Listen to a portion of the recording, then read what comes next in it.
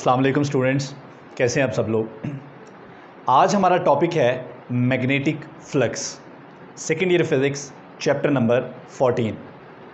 बच्चों, इससे पहले हमने लास्ट चैप्टर्स में इलेक्ट्रिक फ्लक्स के बारे में पढ़ा था। तो हमने कहा था कि फ्लक्स का मतलब होता है फ़्लो, किसी भी चीज़ का फ़्लो।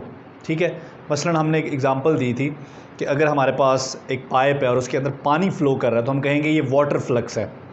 इस तरह एक जो गेट होता है, गेट दरवाज़ा, ठीक है, जिस तरह कॉलेज का गेट होता है, तो उस गेट से जितने बच्चे अंदर एंटर होते हैं तो हम कहेंगे कि इस गेट में से इतना स्टूडेंट फ्लक्स जो है वो पास हो रहा है, यानी कि इतने स्टूडेंट इस गेट में से पास होकर अंदर कॉलेज में जा रहे हैं, कॉलेज से बाहर जा रहे हैं। सो फ्लक्स का मतलब है, ये ऐसी टर्म है जिसका मतलब है किसी भी चीज़ का फ़्लो।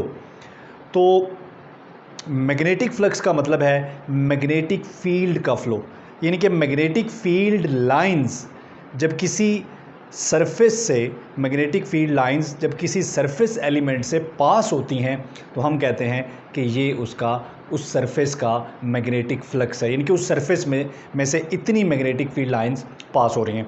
तो बच्चों, फ्लक्स कैलकुलेट करने के लिए हमारे पास सरफेस जो है वो प्लेन भी हो सकती है और हमारे पास सरफेस कर्व्ड भी हो सकती है। ठीक है, प्लेन सरफेस जो होती है, आपको पता है, जिस तरह ये वाइट बोर्ड है, ये प्लेन सरफेस है।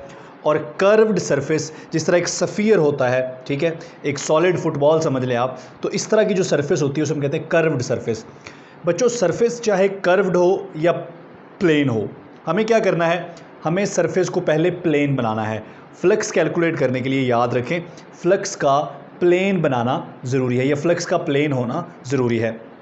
तो पहले हम देखेंगे कि अगर हमारे पास एक प्लेन सरफेस हो तो उससे हम फ्लक्स कैसे कैलकुलेट करते हैं, और फिर हमारे पास अगर एक कर्व्ड सरफेस हो तो उससे हम फ्लक्स कैसे कैलकुलेट करते हैं। तो स्टार्ट करते हैं। ये हमारे पास एक प्लेन सरफेस है, ठीक है जी, और ये plane surface in magnetic field lines के परपेंडिकुलर है, यानी कि ये हमारी सरफेस है, ठीक है, ये प्लेन सरफेस, और ये हमारे पास मैग्नेटिक फील्ड लाइंस आ रही हैं। तो जितनी मैग्नेटिक फील्ड लाइंस इस प्लेन सरफेस में से पास होंगी वो इस सरफेस का फ्लक्स होगा। फ्लक्स को मैथमेटिकली हम लिख सकते हैं डॉट प्रोडक्ट की शक्ल में। ये हमारे पास बी क्या है, मैग्नेटिक फील्ड स्ट्रेंथ या मैग्नेटिक फील्ड, और ये ए हमारे पास क्या है, वेक्टर एरिया। बच्चों, ए जो है ये हमारे पास होता है वेक्टर एरिया।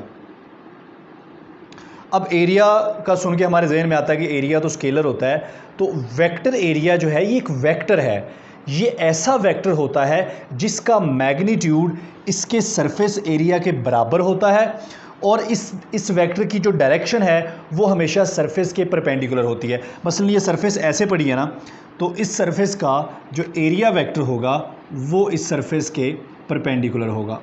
ये देखें, क्लियर हो गया।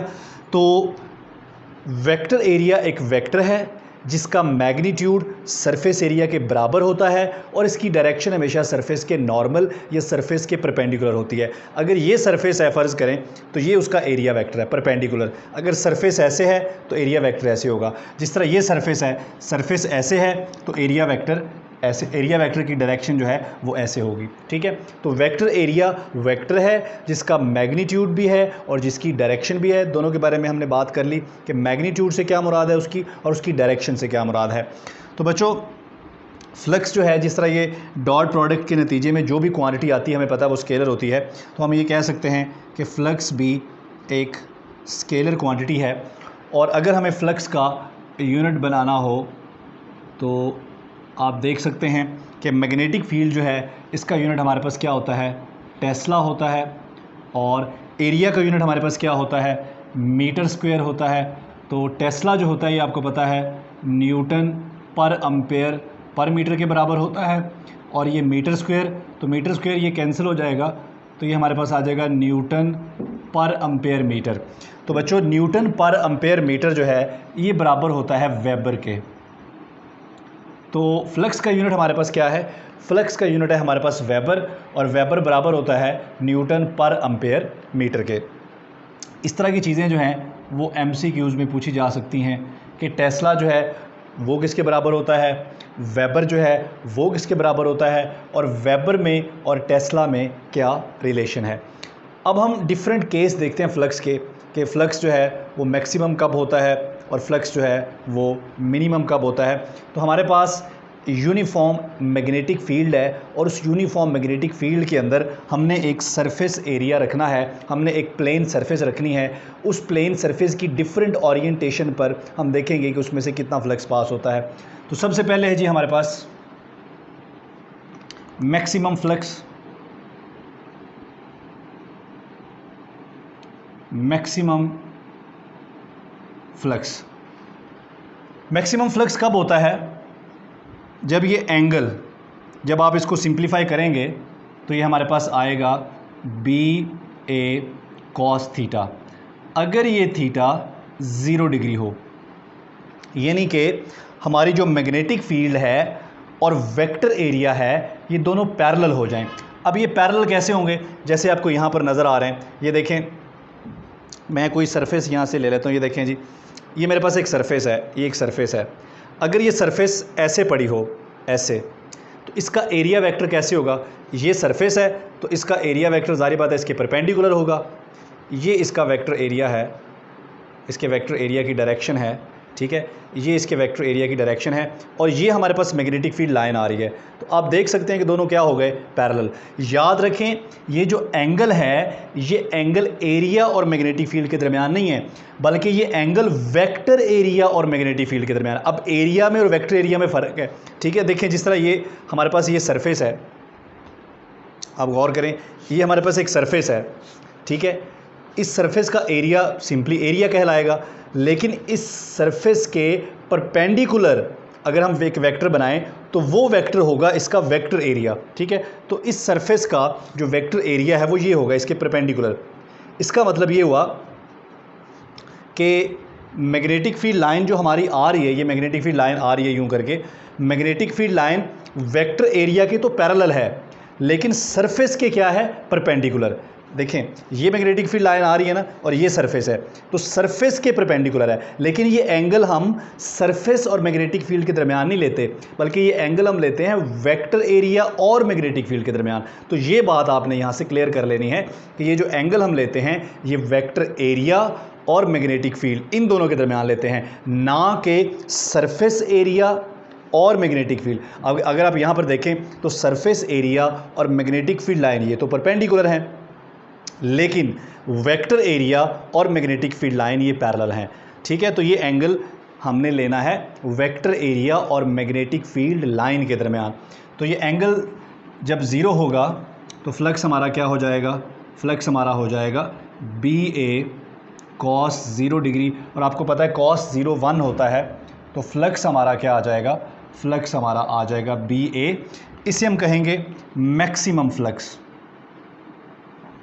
ये है हमारा मैक्सिमम फ्लक्स। इसका मतलब है कि हमारा फ्लक्स मैक्सिमम होगा, हमारा फ्लक्स मैक्सिमम होगा अगर हमारा vector area magnetic field lines के पैरेलल हो, या दूसरे लफ्ज़ों में हमारी जो सरफेस है, हमारी सरफेस अगर मैग्नेटिक फील्ड लाइंस के परपेंडिकुलर पड़ी है यूं करके, तो उसमें जो गुजरने वाला फ्लक्स है उसकी मैग्नीट्यूड या उस फ्लक्स की जो मिकदार है वो मैक्सिमम होगी। उसके बाद हमारे पास सेकंड केस है मिनिमम फ्लक्स।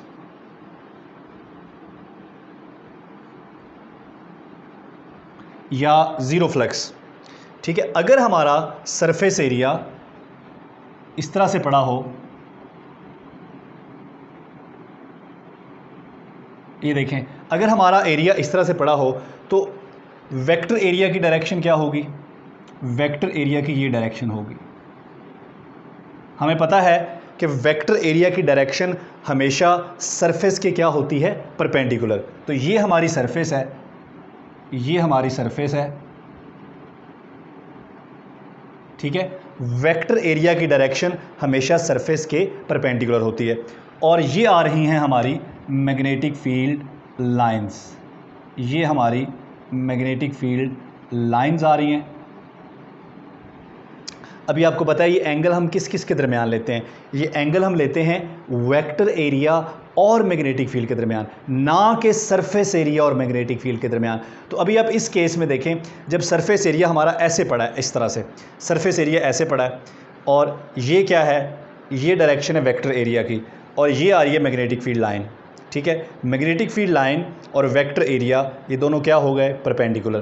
तो एंगल क्या बन गया, 90। तो थीटा हमारे पास बन गया यहाँ पर 90 डिग्री।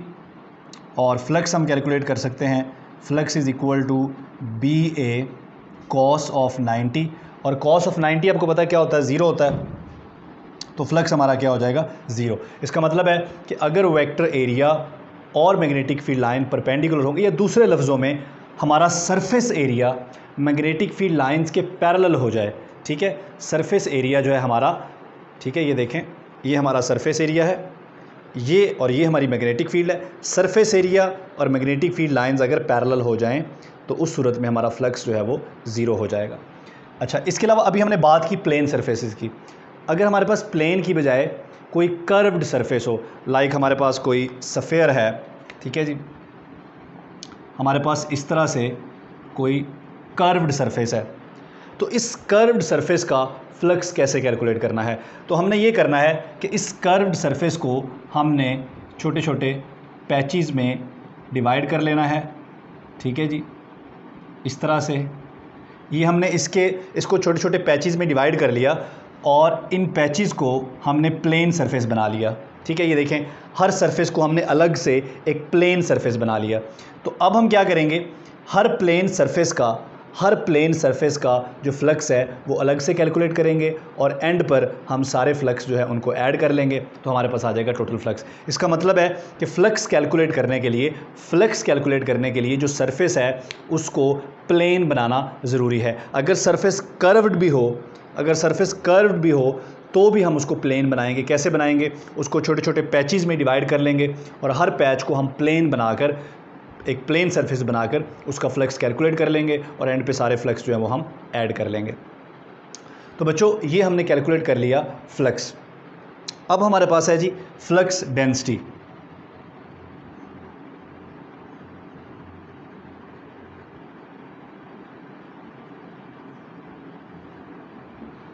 अच्छा जी, फ्लक्स डेंसिटी जो है ये हमारे पास होती है, flux density is equal to flux per unit area.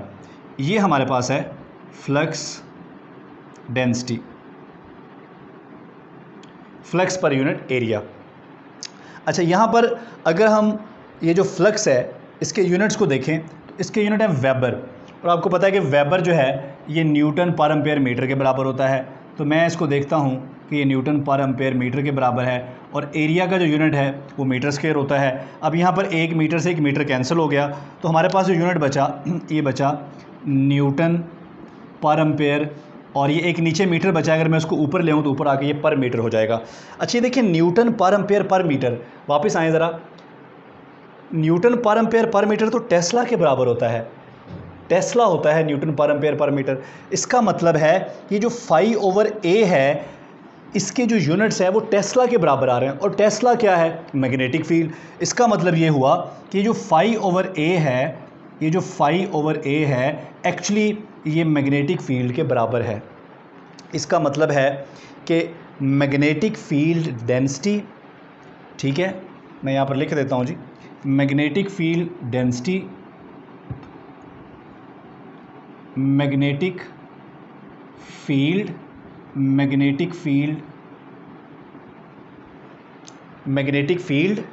Field density, या इसको आप मैग्नेटिक इंडक्शन कह लें, या आप इसको मैग्नेटिक फील्ड स्ट्रेंथ कह लें।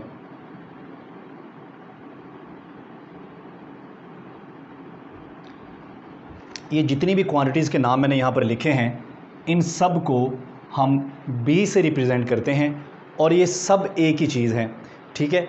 मैग्नेटिक फील्ड हो या मैग्नेटिक फील्ड डेंसिटी हो या मैग्नेटिक इंडक्शन हो या मैग्नेटिक फील्ड स्ट्रेंथ हो, ये सब एक ही चीज़ हैं। इन सब का यूनिट टेस्ला है और इन सब को हम B से रिप्रेजेंट करते हैं। तो इसके साथ ही हमारा आज का लेक्चर कंप्लीट हुआ। तो अगर कोई क्वेश्चन है आपके जहन में, आप कमेंट करके पूछ सकते हैं। थैंक यू, अल्लाह हाफ़िज़।